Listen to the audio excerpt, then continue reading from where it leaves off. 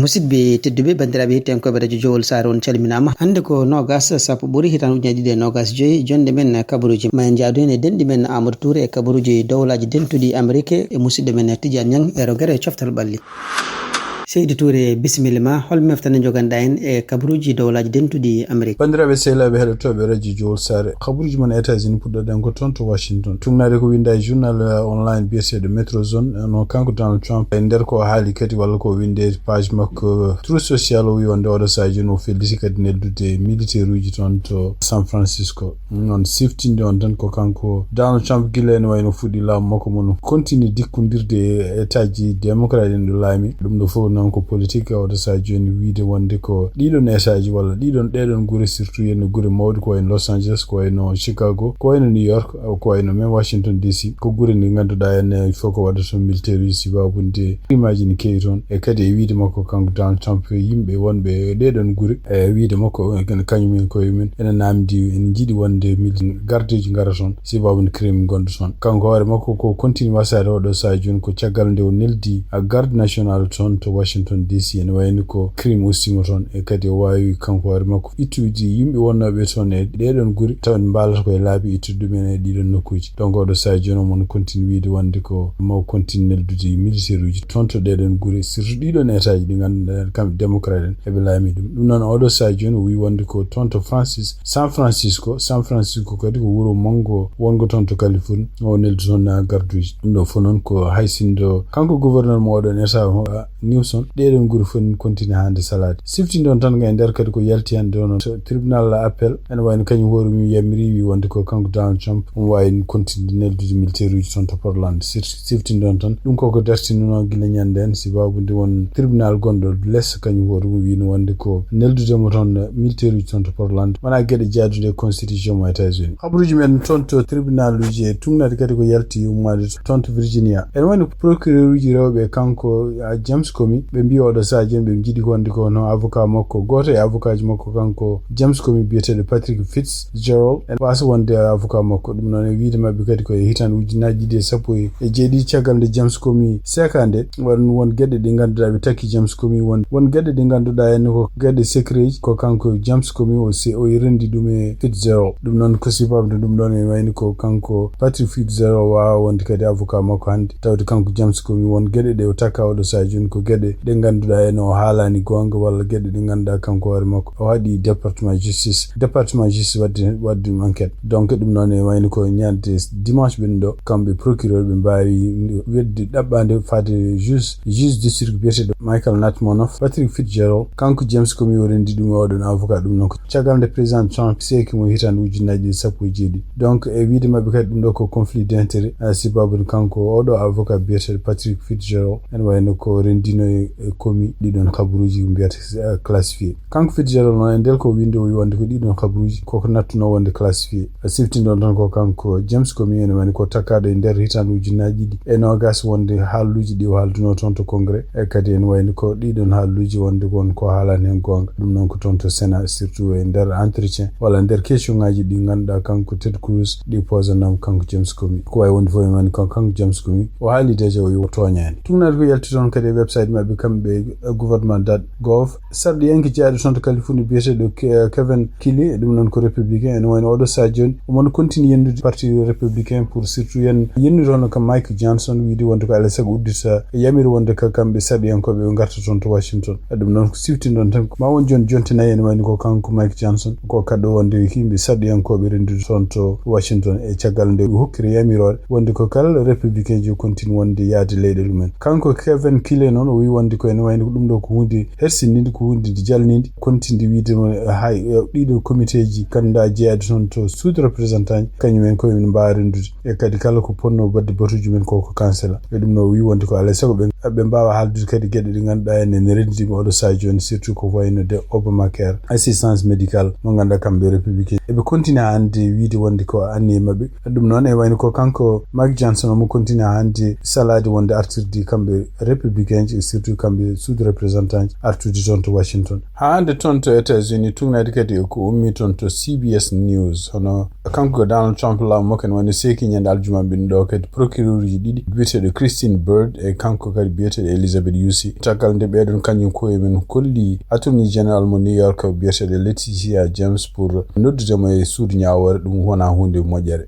e wiidi kadi neɗɗo ganduɗa en gonɗo toon to département justice mo États-Unis taw jaɓani haalde hoore mo wi wonde ko ɓeɗo procureur ji ɗiɗi mbi wonde ko en wayno ko ala fof koɓe jogani hono oɗo attorney general kamɓe mbawi nangu ɗum ɗo ko hunde nde ganduɗa kan jogori bonande ɓe kamɓe surtout département justice donc ɗum waɗi kanko Donald Trump e aljuma ɓenɗo o seki ɗiɗo procureur ji ɗi liggotonoɓe toon to Virginia en wayno ɓeɗo ɗiɗi sekaɓe noon ko kanko biyeteɗo UC o liggima o woni kanko hoore makko procureur ɗum noon ko tuggi hitande ujunnaji ɗiɗi sappo fate o kanko biyeteɗo Bird kanko hoore makko gila hitande ujunnaji 14 o liggotono toon ko département justice o meeɗi kanko hoore makko wonde ni adjoint directeur ko mo tupiriɗo habde ko drogue e haareji galleji ay ko yalti hande turnari kadi ko ummi toon to Homeland Security hono kamɓe AIC ɗum noon ko service immigration e ɓenne ƴeewa oɗo yimɓe liggotoɓe taw ko karalagal ko fate caggal nde kadi organisation ngaji kewɗi portiɓe plainte sibabunde yimɓe maayoɓe kasoji sibabunde cellal men walla yimɓe ɓe ganduɗa en gañotoɓe toon kasoji sibabunde cellal haqqillaji men habaruji men cekkitoɗen toon to Ohio en wayno ko wotoji baɗoji mois de novembre ɗum noon ko toon to gouverneur mo Ohio e kadi sénateur uji hawnaki démocrate en jogui chance actuellement hawde ɗiɗo nokkuji ɗi fof tungnade sondage jaltuɗo hono mennaɗo wonde sénateur démocrate hono kanko Sherrod Brown omo jogui chance hawde hono gonɗo ɗon temporaire hono biyete Jon Husted no siftino kanko lomdi hono JD Vance ɗum noon caggal no JD Vance waɗa vice président Donald Trump tungnade donc e sondage uji jaltuɗo oɗo sa joni en wayno ko 49% yimɓe namdaɓe mbi wonde ko vote ko kanko Sherrod Brown contre kanko Jon Husted 48% wawi wonde fof en wayno ko toon to banggue gouverneur kadi en wayno ko démocrate kadi en ɗaminama kañumen koye ma keɓ gouverneur so tawi ko kanko Ramaswamy jogori continue wonde candidat habruji men international toon to Côte d'Ivoire tungnade kadi ko winda toon to Seneweb hono kene wona 13 bis au moins taw ko bisuji jeeyaɗo e société biyete Sotra mbaɗama jeyngol ɗum noon ko toon to gare gonɗo toon to Kumosi ɗeɗo caɗele mbaɗi ko subaka altini hedde heure uji 4 donc en wayno ko oɗo sa joni caggal nde sapeur pompier ne gari tawi wonde ko auto ji fof gonti jeyngol donc nde ɓe gari nde ɓe mbawi kam au moins ñifde ɗiɗon autoji pour hadde jeyngol ngol yettade autoji goɗɗi ɗum ɗo fof sifti noon tan ko woteji baɗoji ñande 25 lewru octobre hitande ujunnaji 25 hawnaki kadi ko huula kadi koto ko jogori wontude fitinaji bannoɗe toon e hitande ujunnaji ɗiɗi sappo ha hitande ujunnaji ɗiɗi sappo e goto noon nde kanko Alassane Ouattara foɗodirano e kanko ancien président Laurent Gbagbo ko wawi wonde fof en wayno oɗo sa joni kene wona 50 militaire ne wayno koɓe ƴeftuɓe ɗum pour wonde rende leydi ndi e dumunde gotoɗe ɗum noon ko ñande 25 lewru octobre hitande ujunnaji ɗiɗi 25 pour suɓade hol gartoɗo leydi Côte d'Ivoire ɗum noon siftin ɗon tan ko kanko Alassane Ouattara omo jeeya e candidat ji 5 oɗo sa joni ɓe kamɓe commission électorale mo Côte d'Ivoire suɓi kañumen mbawi wonde candidat siftin ɗon tan kadi kono hono kanko ancien président Laurent Gbagbo e kanko kadi gonnoɗo candidat Tidjane Thiam ko yimɓe ɓurɓe hewde doole ko fati opposition kono noon ko haɗaɓe wonde candidat ji toon to Cameroun no tungnade kadi ko yalti toon to Jeune Afrique ndena fada ñande 27 lewru octobre hono kamɓe commission électorale mo Cameroun maɓe jaltini résultat ji en wayno haysinde ko kanko Issa Ciroma Bakary mon continue hande wadde pour wiide wonde ko en wayno ko kanko gañi woteji ɗi ko ha hande andaka taw so tawi ɗum ɗon ko ɗum noon jogori yarude ala résultat officiel jaltuɗo kono noon en wayno ko kanko Issa Ciroma Bakary koɓe puɗɗi yaltude ko fate chiffre uji 68% e yimɓe Cameroun naɓe gotanno kanko siftin ɗon tan kanko Issa Ciroma Bakary kanko hoore makko wonno koye gouvernement mo kanko Paul Biya mo ardi Paul Biya jaro hande duuɓi 90 kañum hoore mum candidat koye hitande ujunnaji 25 ɗum noon ko mois de juillet ko ndeno yalti gouvernement Cameroun kanko hoore makko fati opposition andaka noon so tawi oɗo sa joni ɗum noon ko résultat ji noon jogori worude ko ɗum waɗi kamɓe église aji mawɗi gondi toon to Cameroun mbaɗi langal pour wiide wonde ko ene ñaagui leydi ndi yo yimɓeɓe ndeej kadi woto kolli hen fitinaji e ɗum noon kaɓe ñaagui kadi kala résultat ji ɓeɗon commission électorale mo Cameroun yaltinde ñande 27 ko ɗum woni wonde ko Cameroun naɓe cuɓi golle ma jooɗi peewi Seydi Touré caggal ɗon jaɓanten koto leydi Sénégal yoga e guure diwan Matam tam e nokkuji goɗɗi remoɓe en gonde e nganu mo colli sabu colli ɗi puɗɗima bonnude e gese mabɓe e ko holliti yoga ɓen remoɓe ɗin colli noon ina tampini ɓe oɗo saaha no feewi ɓe mbaɗi kala peeje gam habde colli ɗi kono colli ɗi ko ɓurtiɓe doole ina jeeyayiɗe en guuri ko wayno ogo wasitaki Sinthiou Garba e ko nandi hen hectare uji kewɗi colli ɗi ñaami ɗum ɓe mbi kala ko ina hutortona gam riwa colli ɗi ɗum foof ɓe mbaɗi ko wayno lottude e mbokkoje kono tagani colli ɗi yaade eɓe ñaagui ballal fewde laamu e ɓesguji ɗi e kala peeje bawɗe waɗede gam habde ɗi colli. To leydi Sénégal e ko holliti jagoro kalfinade cellal hono docteur Ibrahima Sy wonde rafi biyeteɗo fièvre de la vallée du Rift ina jokki sarade leydi he rafi o teskano e nder leydi Sénégal woni ka gadano ko ñande 20 lewru septembre woni lewru maydu e ndeɗo hitande nde gonɗen to région mo Saint-Louis e wiide makko noon hande rafi o diwi ɗon omo tawe e diwnuji kewɗi nder leydi Sénégal memaɓe ko 250 selluɓe ko 192 mayɓe hen ko 21 e ko holliti kanko docteur Ibrahima Sy jagoro kalfinade cellal leydi Sénégal. To leydi Kenya kikiɗe hanki wonno wirwirde Layla Odinga mewnoɗo wonde mawɗo jagorde ciftinen o yaltuno aduna ko ñande alarba 15 lewru ndu o yarano ko duuɓi 80 teskama noon yimɓe hewɓe tawtorama wirwirde makko. Kaburuji men coftal ɓaldi hade men jaɓɓade musidɗo men Tidiane Niang jeetengo toon to falde Mbagne e nder commune mo Bagudin championnat fondu 2025 ɓe goni koye quart de finale ñalawma hanki fottuno ko génération foot e FC yakare ko génération foot fiiɓe e 4 e ndiga ñalawma hande fottuno ko ASC Biro e FC Mor Ndiaye ko ASC Biro fiiɓe 3 e gotel ñalawma janggo so Allah tawni en quart de finale ene jokki ko FC Zal fottata e FC 4 kilo ñalawma ɓawo janggo ñande alarba ko nden quart de finale o jofata fottata ko ASC Idibo e Jeune Talent andama premier affiche demi finale championnat fondu 2025 ko génération foot hewndirta e ASC Biro.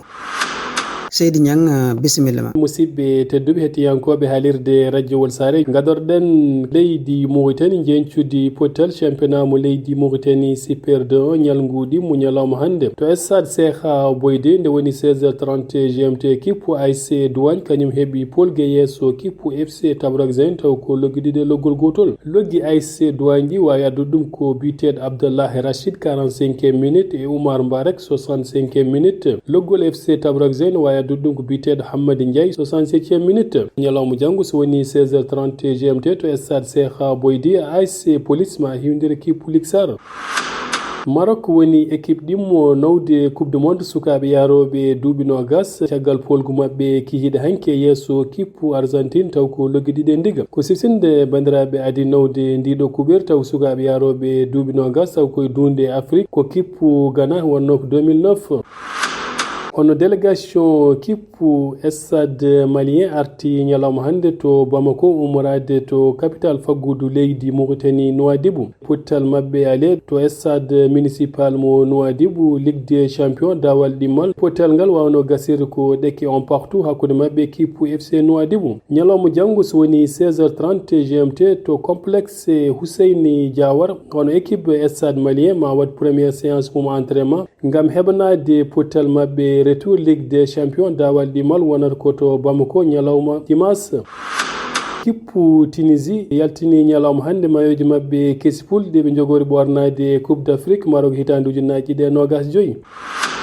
Fernando Torres e biteɗo Rafinha ñalawma hande mbaɗani entraînement to FC Barcelone mabɓe manku pottal ñalawma janggo hakkude FC Barcelone e équipe Olympiacos Petite Ligue des Champions ñalawma janggo 16h45 GMT FC Barcelone ma hiwdire équipe Olympiacos 19h GMT Newcastle ma hiwdire équipe Benfica 19h GMT PSG Eindhoven ma hiwdire équipe Naples Copenhague 19h GMT ma hiwdire équipe Dortmund Villarreal ma jabbo Manchester City soni 19h GMT Bayern Leverkusen ma hiwdire équipe Paris Saint-Germain wonata ko 19h GMT Ousmane Dembélé Marquinhos garti caggal gagnande mabɓe pottitte ñalawma janggo 19h GMT Arsenal ma hiwdire équipe Atlético Madrid Newcastle ma hiwdire équipe Benfica kabaruji men coftal ɓalli ko ɗo kaadi en calmini hettiyankoɓe haalirde radio Wolto Mbawi wonde fof musidɓe tedduɓe hettiyankoɓe radio Wol Sare ko ɗo tongi meftande men jamma hande en jarni Amadou Touré Tidiane Niang oga banggue ko musidɗo moon Foutangue Diaw yo Allah waɗan en jaam.